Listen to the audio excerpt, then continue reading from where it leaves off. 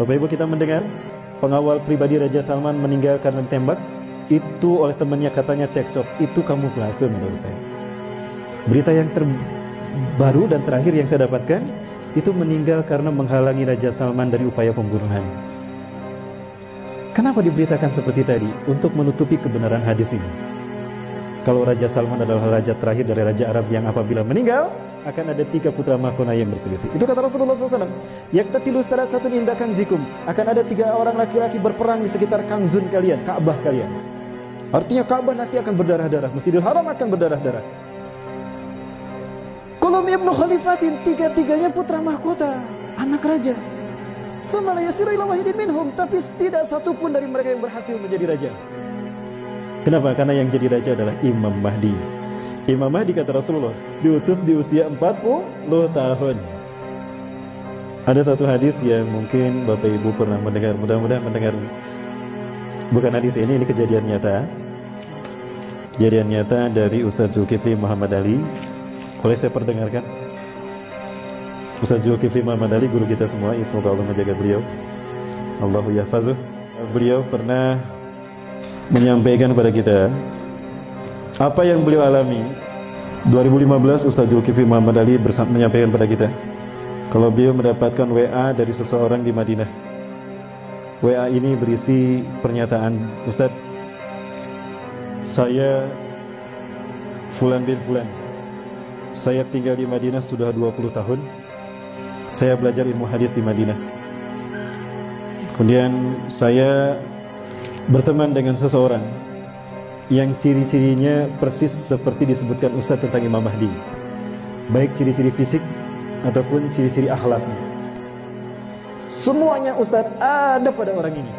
Mulai dari alisnya yang indah, lurus, mulai dari warna kulitnya yang hitam, orang Arab, mulai dari tubuhnya tubuh orang Israel, mulai dari hidungnya yang mancung, aknal anfu, mulai dari bariqas sanaya, mulai dari giginya depannya yang jarang, sampai ada tai lalat di pipi kanan, sampai ada tanda kenabian di punduknya, dan kedua pahanya kecil, sampai detail seperti itu. Aku melihatnya Ustaz, 20 tahun aku berteman dengannya, bersahabat dengannya, dan dia keturunan Rasulullah SAW. Ulama-ulama di Madinah melindungi orang ini.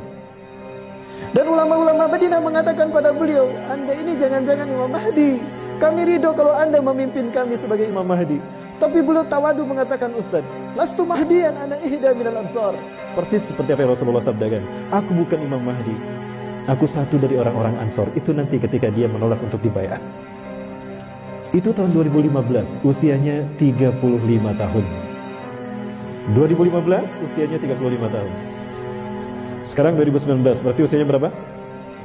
39 tahun. Imam Mahdi dibaiat di usia 40 tahun. Tahun depan usianya berapa? 40 tahun. Apakah betul berarti beliau hari ini beliau berada di Suriah berjihad bersama kaum muslimin? Orang Indonesia ini diajak oleh beliau untuk ke Suriah, tapi beliau menolak. Aku ingin kembali ke Indonesia karena ladang jihad di Indonesia. Artinya beliau melihat Indonesia akan seperti Suriah, maka beliau memilih pindah ke Indonesia. Apakah Indonesia memang akan berdarah-darah, Bapak Ibu? Boleh saya memperlihatkan sesuatu? Baik, Bapak Ibu, saya perlihatkan sesuatu yang mudah-mudahan ini menjadi cambuk bagi kita untuk kita bersungguh-sungguh untuk kembali bertobat kepada Allah SWT. Amin. Baik Bapak Ibu, ini seorang mahasiswa mengajukan pertanyaan kepada saya dengan mengirimkan ini. Bapak Ibu, kita lihat ini. Ini ada darah berceceran, dan ini di Ka'bah, samping Ka'bah. Ini rukun Hajar Aswad, betul? Ustaz, kira-kira ini isyarat apa Ustaz? Rasulullah SAW tadi menyebutkan ciri Imam Mahdi diutus apabila terjadi pertikaian sehingga darah tercecer di mata tempat kita tawaf di sekeliling Ka'bah. Setahu kita, Ka'bah ini berbentuk bujur sangkar, betul? Ini disebut rukun Hajar Aswad karena di sini terdapat Hajar Aswad. Rukun itu artinya tiang atau sudut. Disebut rukun Hajar Aswad karena ada Hajar Aswad di sini. Ini disebut rukun Yamani. Disebut rukun Yamani karena sudutnya mengarah ke Yaman.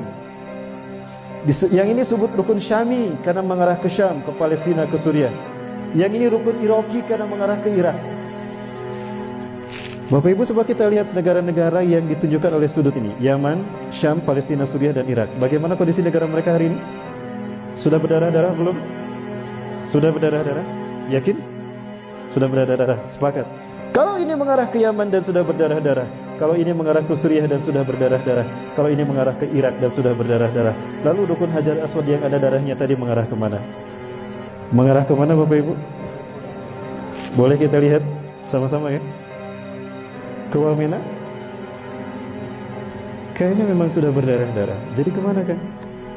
Indonesia. Indonesia. Bapak Ibu tidak terbayang negara kita akan menjadi tempat terjadinya perang dunia ketiga.